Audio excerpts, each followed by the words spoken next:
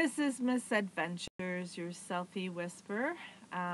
Sorry about the grainy look. It seems my new old laptop is not up to par. However, it's also very dark in here, so probably the lack of light is a problem. Tonight is about to be minus 27, and I was just going around touching up some insulation and things, and then I thought, why don't I give you some advice? So as you can see, compared to last year's video, I've evolved. I love aluminum insulation. So why is my ceiling all aluminum? Like the whole ceiling is aluminum. I was going to do also the loft area. I'm looking at the loft. However, I couldn't reach over there. I had to come down, bring my bed down here and all that. I just am recovering from surgery for my leg. I had 11 screws taken out and a plate, and they had to scrape the bone. It was gross. Anyways, so instead what I did is I just stapled where I could reach, and then it kind of went this way, and I thought I could live with that. And so the bubble wrap is only on like the window I could reach for now. But we're going to have minus 27 Celsius, which is like feels like, you know, like hell froze over. So different things that I'm doing before the battery dies, because batteries die faster. As you can see, I have, it's,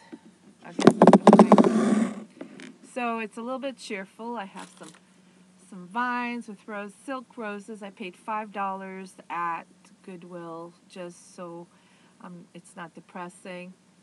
Oh, you can't see that. So my theme is silver with pink. So I got a little pink lantern here.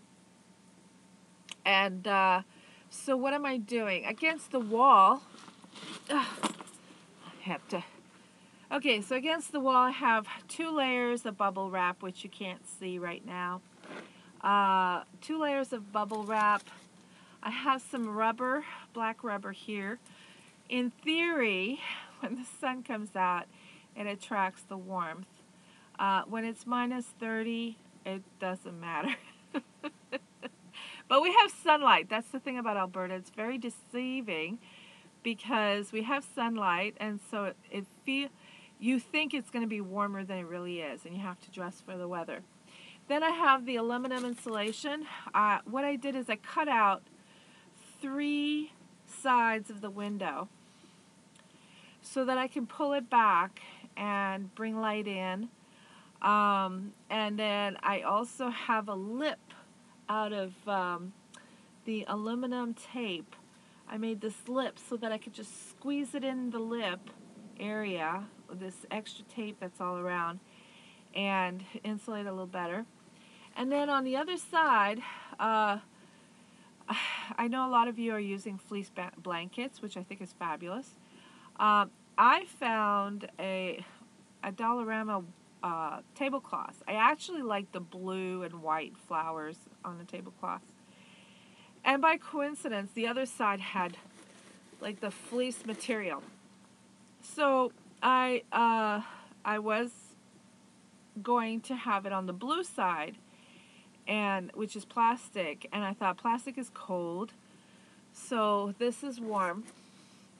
And then what happened was that I realized that it's just too busy, you know, just too busy. I need less busy.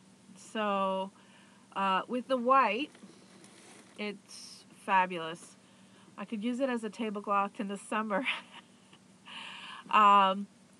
So, and I had painted the cabinets.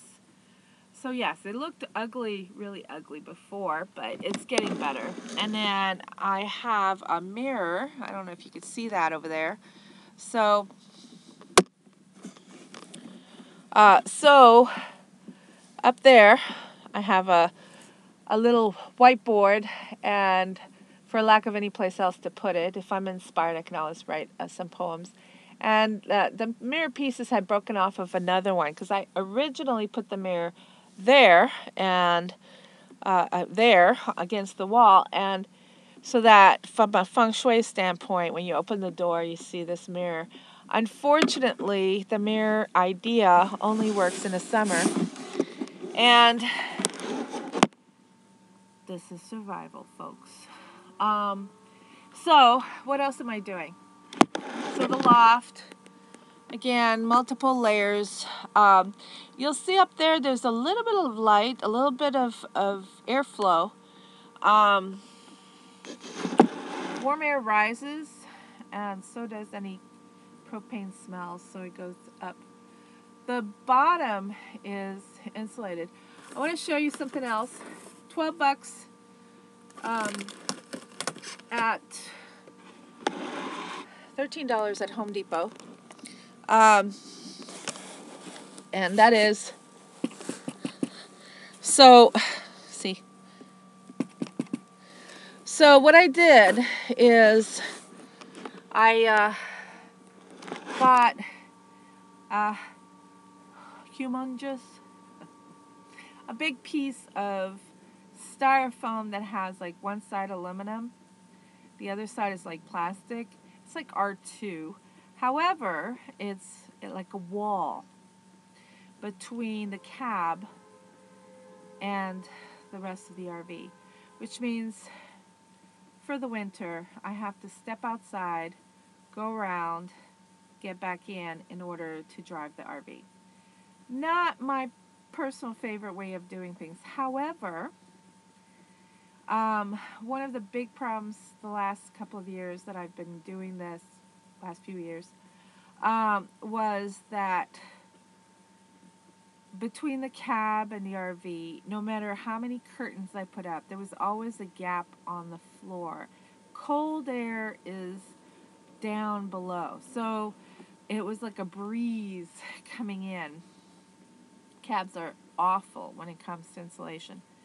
So what I did instead is, by having this styrofoam, it actually goes up to almost the top where the bed meets the top. There's a gap, but it's much cooler, it's much warmer than it would have been on the floor. And then this gap, I have more of the aluminum insulation and some tape and whatever. But if can't see my finger here, but I'm Italian, I talk with my hands. If the buddy heater, which you can't see right now, but I have a Mr. Buddy heater. Where is it? There it is. There it is. See it? Oops. Everything's reversed. So there it is, Mr. Buddy heater.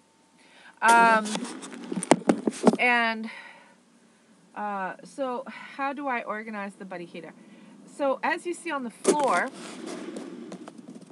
which is messy, as you see on the floor, I have aluminum insulation all over the floor, and then I have this rubber, but the rubber doesn't go all the way. It starts here and then go forward. Why is that? The reason is that the propane tank, I don't know if you could see it, it's right around the corner of the bathroom. So I close the drapes. There's 2 drapes there, which is nice. And then I'll turn it on and I can reach it carefully. And I have a hose that comes, and so the Mr. Buddy heater is on the aluminum area, usually about between the 2 refrigerators. Oh yeah, I have 2 refrigerators. This one has never worked. It's that one that came with the RV. The rubber needs to be replaced at the top. It was disgusting. But also, I don't use propane in the RV like the way it's meant to be used. My fear is always if there's a leak or something. And also, so in the winter, it's a freezer. Actually, what happened is I had a gallon of water sitting on the counter and it froze, so I put it in the fridge. So it's a freezer. Olive oil freezes at -5, just so you know. Um, so I get to use my olive oil in the spring. And in the spring, it becomes a refrigerator. In the fall, it's a refrigerator. In the summer, it's a pantry. Okay? And then there's the pantry above, and that's all I have for putting my food. And it was just really inefficient. And people always, have issues with like their batteries dying, and the propane's not working, and they put all this food in the refrigerator, and then the food just spoils. So you just go with the season. And I'm in an urban area, so anything I need would be at the grocery store. So then there's this refrigerator here. It's 2x2. I paid $30, $25, something like that. And when I have power, I plug it in. I can plug it in with solar panels. I can put, right now there's another gallon of frozen water in there. The reason I put the frozen water in the refrigerator is not to keep the refrigerator cool. It's not to, it's so that I don't have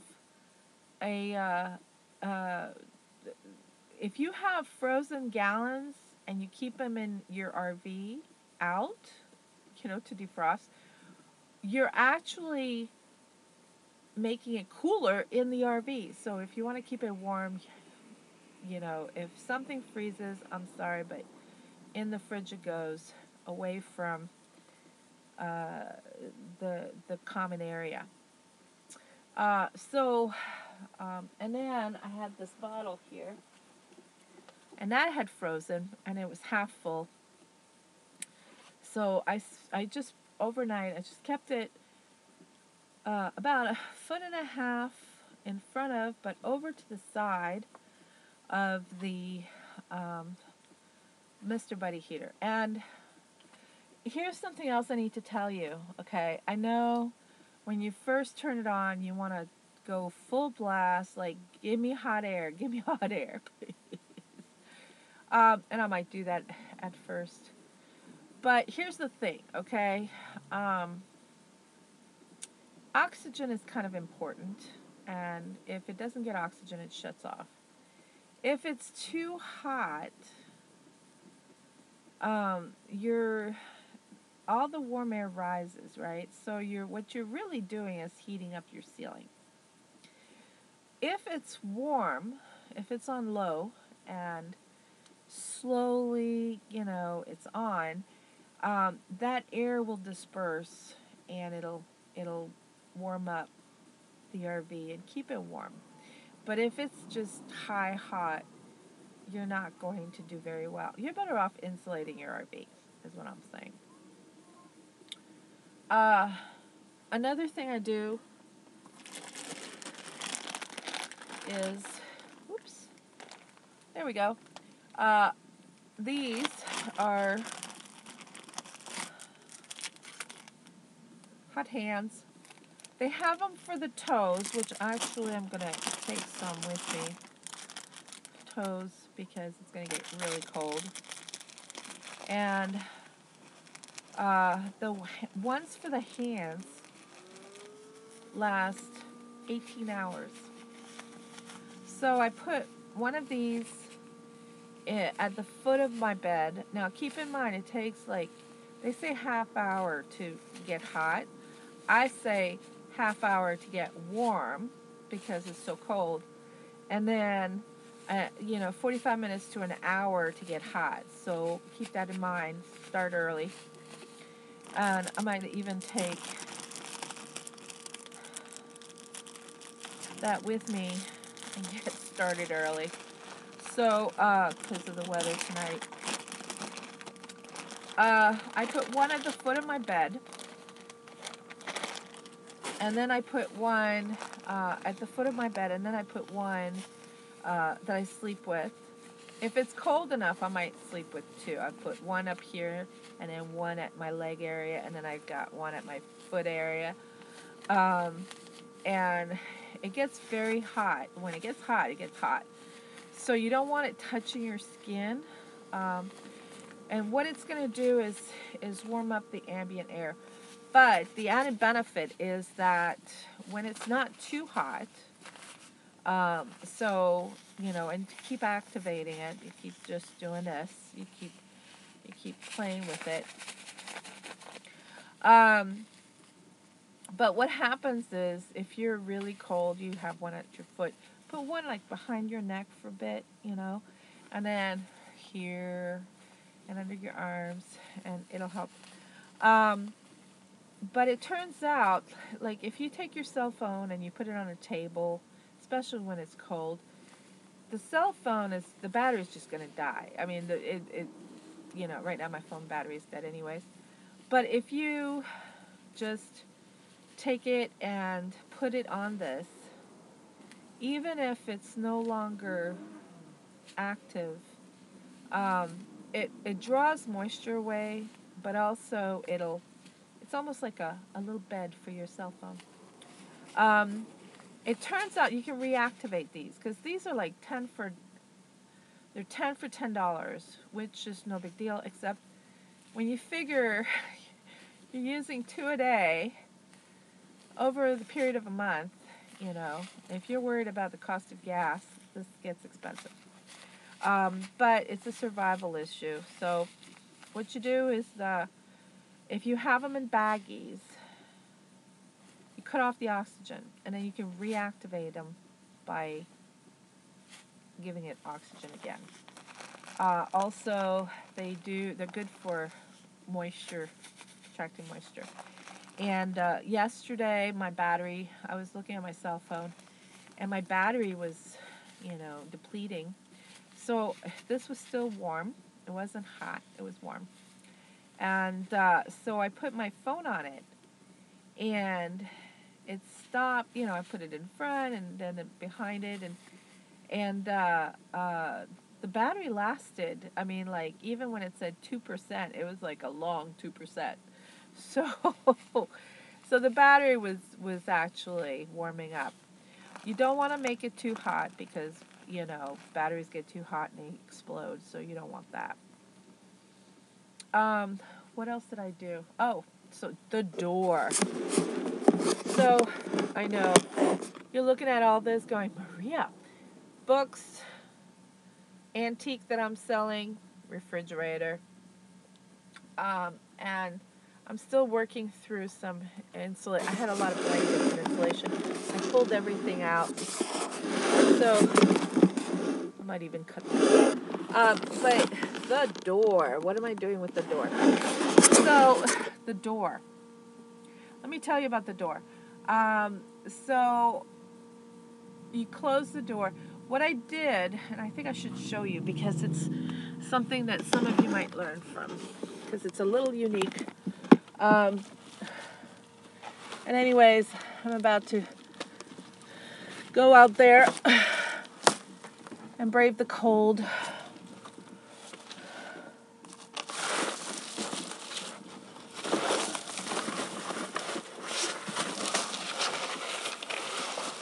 Okay, ow. So I'm saying ow, but frost. See, frost. Unbelievable.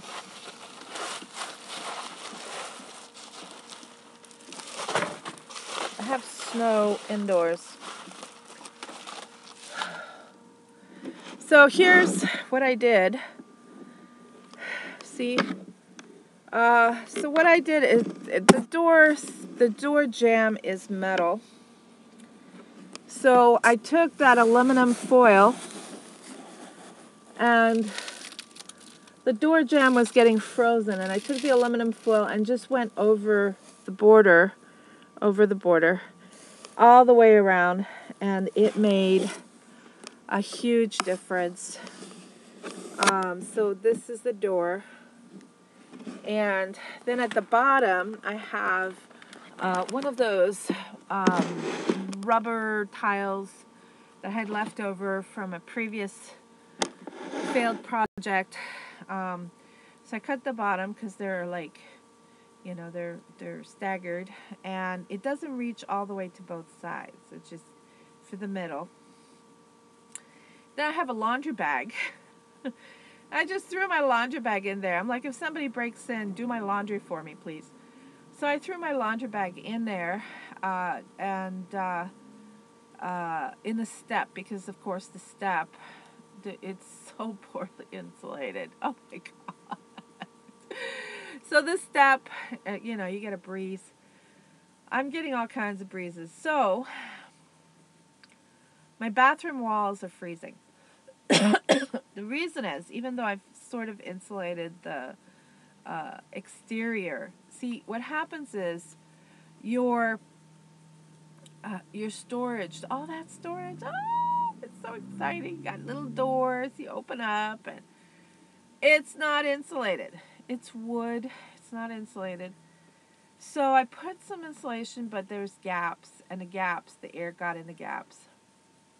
And then the ventilation part, you know, oh, the ventilation, they're so considerate. Ventilation equals air conditioning in the winter. So you need to do something about that, because what happens is the condensation from the inside, the warmth from the inside, cold from the outside, your walls will freeze. So what? So what is then you'll get frost on your walls. You'll get ice on your walls. You'll get ice on your interior walls. And the thicker the ice, the colder it stays. And did I mention it's going to be minus 30? So you want to make sure that you do something about that as well. What else? Don't drive when it's minus 30. I know you want to drive. I know you want to drive. Don't do it. As a matter of fact, I was thinking about it. I don't know. I don't know what I'm going to do. So what else?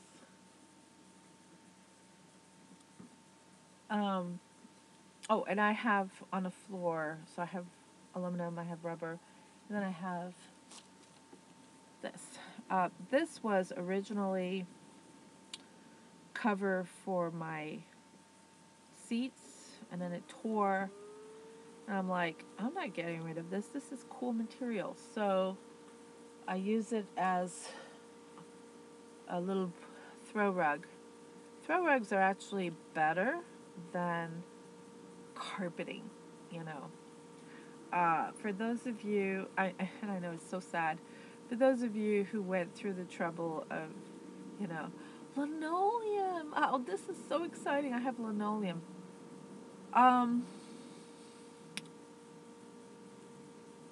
Did I mention it's going to be minus 30? So even with linoleum, you know, you need to cover it up.